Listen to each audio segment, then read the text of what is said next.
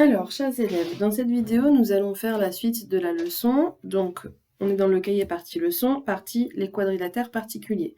Nous avons fait petit 1 le rectangle, petit 2 le losange, et nous allons donc terminer avec petit 3 le carré. On reprend juste avant, donc, pour vérifier qu'on a bien retenu tout ce qu'il était important de retenir. Le rectangle, c'est un quadrilatère qui a 4 angles droits, comme ceci. Ce que l'on a appris aussi sur les rectangles, c'est que les côtés opposés sont de même mesure, donc 5, 5, 3, 3 pour celui-là.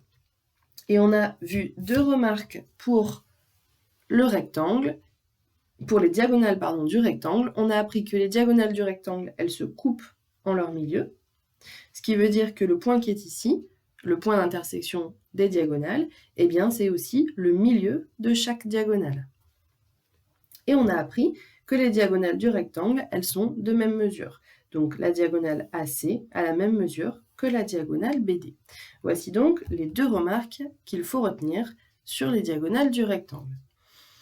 Nous continuons avec le losange. On a vu qu'un losange est un quadrilatère qui a 4 côtés de même mesure.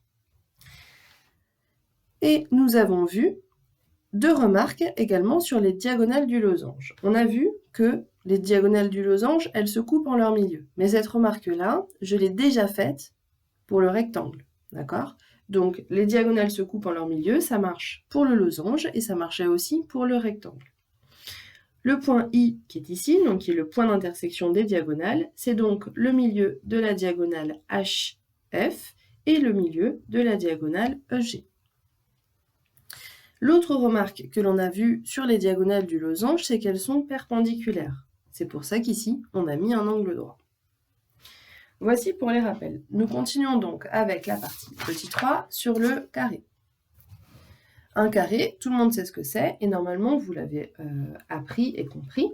Un carré, c'est un quadrilatère qui a 4 côtés de même mesure et 4 angles droits. Quand on prend juste le début de la phrase, un carré est un quadrilatère ayant 4 côtés de même mesure. 4 côtés de même mesure, c'est précisément la définition du losange. Et la deuxième partie de la phrase, c'est un quadrilatère qui a 4 angles droits. Ça, c'est précisément la définition du rectangle. Autrement dit, un carré, c'est à la fois un losange et un rectangle.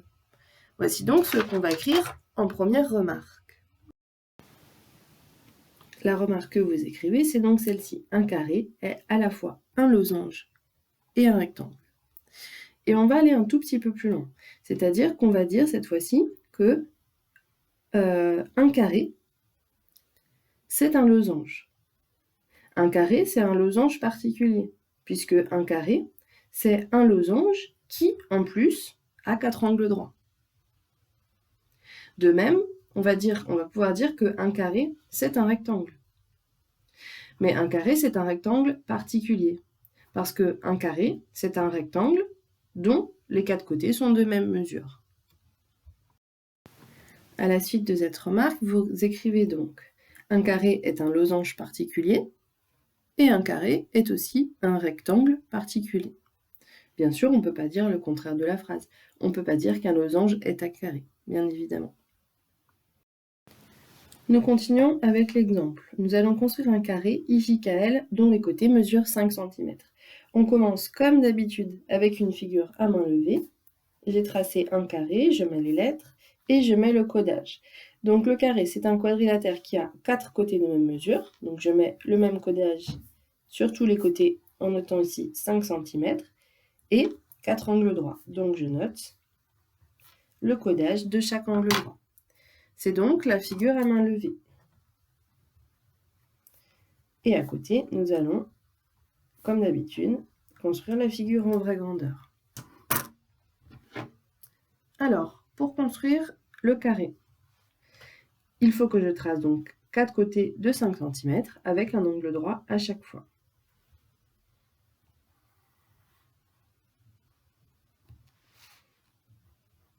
Je note directement les lettres et le codage, ça évitera des erreurs. Si vous vous souvenez d'une méthode pour construire le carré avec la règle et le compas, vous l'avez normalement apprise en primaire, vous pouvez aussi le faire. Moi, je vais faire uniquement la méthode avec la règle et l'équerre.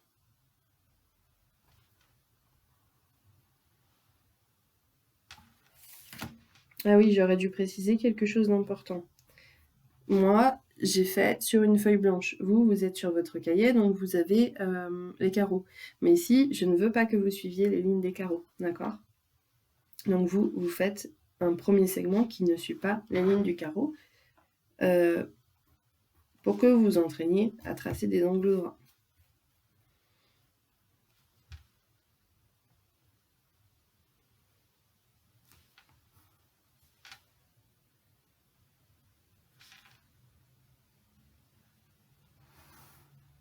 Et si vous avez fait un travail précis, normalement, le dernier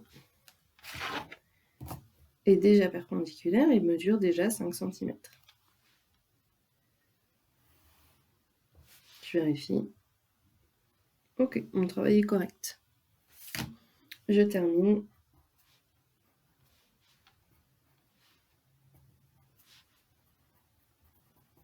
Et donc ça, c'est la figure en vraie grandeur.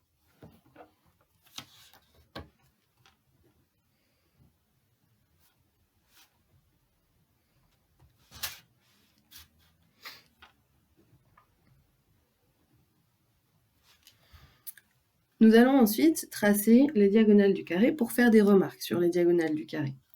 Mais on va un petit peu anticiper, on va réfléchir un petit peu. On a dit que le carré, c'était à la fois un losange et un rectangle. Donc logiquement, le carré, enfin les diagonales du carré, auront les mêmes particularités que les diagonales du losange et que les diagonales du rectangle. Ce que l'on a dit précédemment, c'est que le losange et le rectangle, les diagonales, à chaque fois, elles se coupent en leur milieu. Donc, ça devrait être assez logique que les diagonales du carré se coupent en leur milieu. Ensuite, ce que l'on a vu, c'est que les diagonales du losange, on a appris qu'elles sont perpendiculaires. Donc, logiquement, les diagonales du carré devraient aussi être perpendiculaires. On va vérifier tout ça. Et ce que l'on a aussi appris, c'est que les diagonales du rectangle, elles sont de même mesure. Donc, encore une fois, logiquement, les diagonales du carré devraient aussi être de même mesure. On aura donc 3 remarques sur les diagonales du carré. Elles vont se couper en leur milieu, être perpendiculaires et être de même mesure. Nous vérifions ça en les traçant. Alors, les diagonales du carré, elles mesurent environ 7,1 cm. Donc celle-ci mesure 7,1 cm et celle-ci mesure environ 7,1 cm. Donc déjà, elles sont bien de même mesure. C'est ce que l'on a vu sur les diagonales du rectangle. Ensuite, elles sont perpendiculaires. C'est ce qu'on a vu sur les diagonales du losange. Et elles se coupent bien à leur milieu, puisque ici, 7,1 cm, la moitié, c'est un peu plus que 3,5, ce qui marche bien ici et là. Alors, la mesure de cette diagonale, ce n'est pas du tout une valeur exacte, d'accord? Donc, je ne vais pas marquer de mesure dessus, d'accord? Le 7,1 environ, je l'ai mesuré, mais je répète, ce n'est pas du tout une valeur exacte, mais ce n'est pas important parce que ce qui comptait aujourd'hui, c'était que l'on fasse les remarques. Donc, nous mettons le codage maintenant sur ces diagonales. Donc, on a dit perpendiculaires, on a dit elles se coupent en leur milieu et elles sont de même mesure. Donc, je vais pouvoir mettre le même codage sur chaque demi-diagonale. Je vais mettre un petit cœur. Voilà, et nous allons écrire ces remarques. Voici donc les remarques que l'on vient de dire. Les diagonales du carré, on a dit, elles se coupent en leur milieu. Et ça, on a dit que c'était comme pour le rectangle et le carré, non pas le carré, le losange.